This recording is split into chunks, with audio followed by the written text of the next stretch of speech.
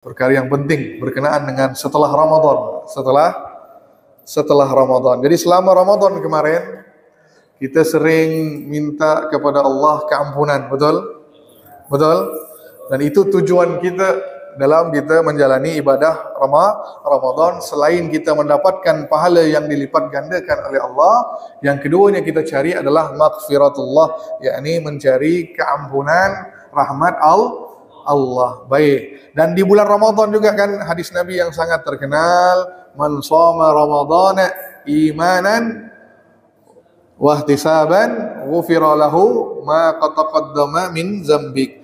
Barang siapa yang berpuasa di bulan Ramadan dengan penuh keimanan dan harapan mencari redha Allah, maka diampunkan dosa-dosanya yang lalu. Hadis sahih. Terus selama Ramadan, penghujung Ramadan, kita baca Allahumma innaka afuwun karimun tuhibbul afwa fa'fu anni.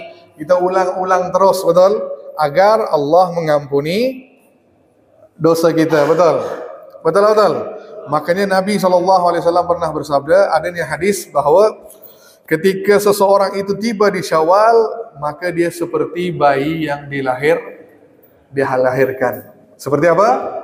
Bayi yang dilahirkan. Maksudnya bebas daripada dosa. Baik, sekarang pertanyaan saya, apa tanda Anda diampunkan dosa? Nah, apakah memang kita yakin, kita berharap Allah ampunkan dosa saya dan semua dosa-dosa jemaah kita